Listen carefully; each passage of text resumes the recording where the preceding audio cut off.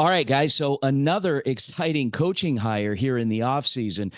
We are joined by the brand new head football coach of the Saguaro Sabercats, Saguaro High School, Scottsdale, Arizona.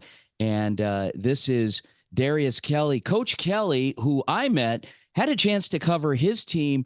I didn't know him at Catalina Foothills, but I knew him after that with the Sonoran Sidewinders of the HJCAC. And Coach, first of all, congratulations.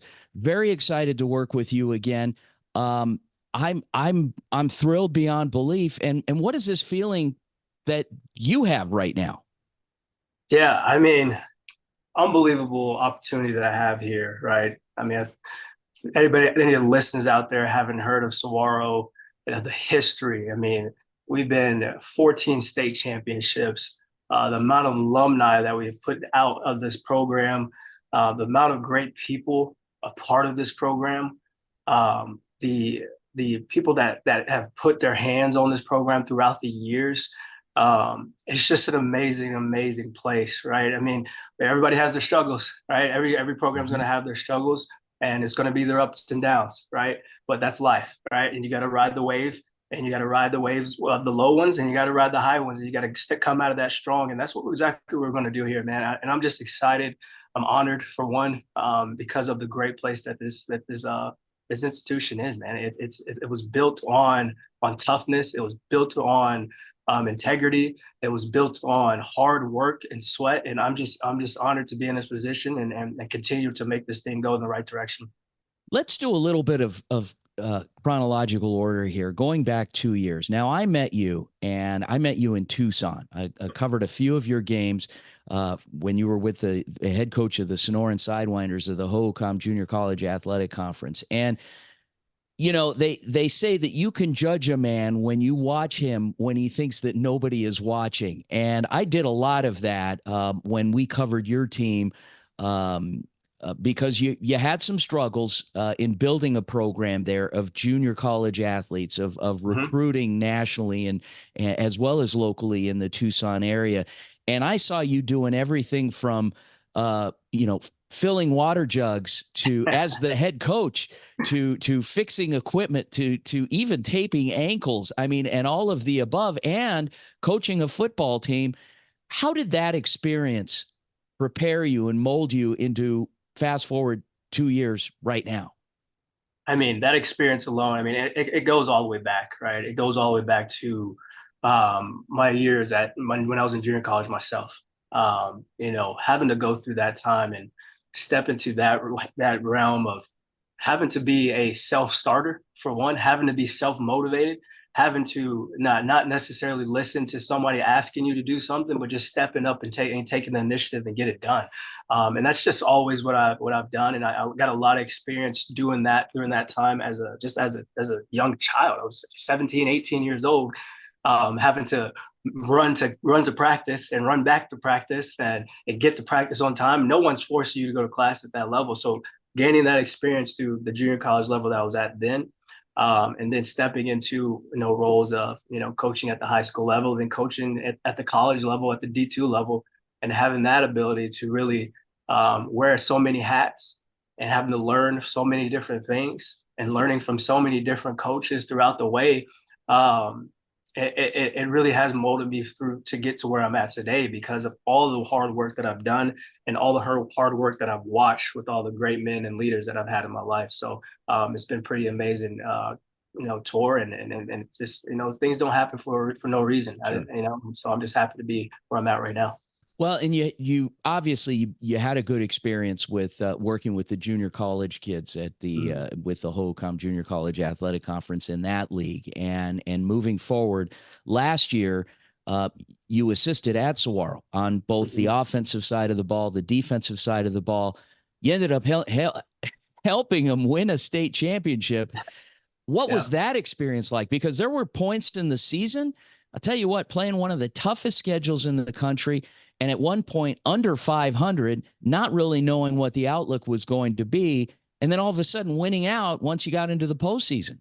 Right. Exactly. I mean, I originally came on to Saguaro just to help out. I just was wanting to just coach, get back, just coach and help out. And then had the opportunity to, be offered the position to coach the safeties, right? Um, and like you had mentioned, you know, we were a team that just switched head coaches last year as well, a team that didn't really have an identity yet. So there were a lot of struggles, right? There was a lot of struggles with, with kids, kind of buying in and parents as well. But we hit a point in the season where, you know, I believe the kids that were in the room fell back on the things that they had been taught throughout their life, things that had been taught throughout the year. It just started to click in their heads that, okay, no, we can do this. No, if we just buy in and do everything that we can do, and we can get this done. And I think what really changed, and we know us as coaches, I don't think we changed. I think the players really molded together and really bonded and really got the thing done. And I really put it on all the players. I mean, we have some great coaches at Saguaro of last year, a great offense, great defense, great special teams, but it was the players. It was the players that really, really stuck their heels in the ground, put their claws in the dirt, and really said, you know what, I'm not going to accept anything less than getting back to where we're supposed to be. And I put it back on the players. I'm not going to take anything away from the coaches, but those kids really, really bought into what we were doing. And us as coaches didn't waver. We kept staying on them, and they really bought in when they didn't have to. Right? They don't have to buy into a new coach. They don't have to do any of that. But I really appreciate the fact that they did, because we got it done. Now, moving forward, obviously lost a handful of players. You lost a quarterback, you lost a running back. You've got players coming back, filling positions. What's the outlook? Yeah, the outlook is we still have a great roster.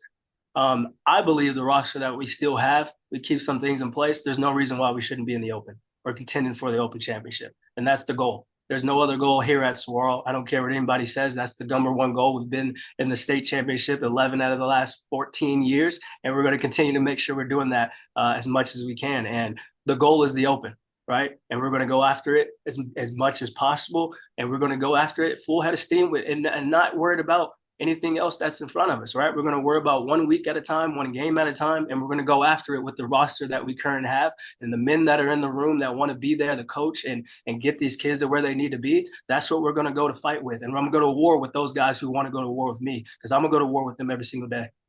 Let's talk about the admin. Now, obviously, the administration really believes in you and are providing this opportunity based on somewhat on what you did with the program last year, your history, and what you came in and said you were going to do this year. What's it like with this type of an environment and this administration that is willing to surround you with basically with the resources that you need to get it done, but knowing that you got to get it done? Yeah, I mean, I love pressure, pressure it brings out diamonds. And I love that, so that's what I love, to be under pressure. I love a situation where someone is counting me out or counting against us. I love it. And then bring it on, so the challenges that we have are going to be great. They're going to be really hard because there is pressure to win, but that's all. We have had a lot of pressure through the years here at Saguaro, and then we have 14 diamonds to show for it, and we're going to continue to make sure we can make that happen here for sure. And Awesome.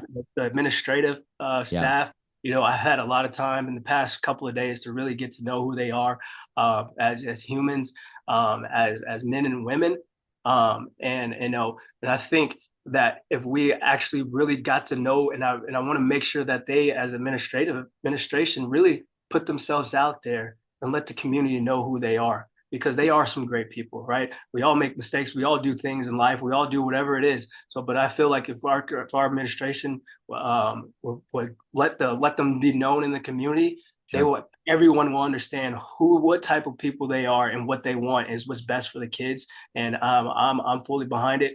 I'm here. And whatever's happened in the past here is in the past, because we're going forward full head of steam. Okay, there you have it. Brand new head football coach, Saguaro Sabercats, Darius Kelly. Coach Kelly, I am beyond excited to work with you again. Like I said, Had a chance 2 years ago. Had a great time working with you. You were very accessible and very transparent with us, and looking forward to continuing that relationship. Saguaro got a good one, and you landed in a great situation. All the best of luck to you, and looking forward to checking back with you soon. Yes, sir. I appreciate you always. Thank you. All right. All right.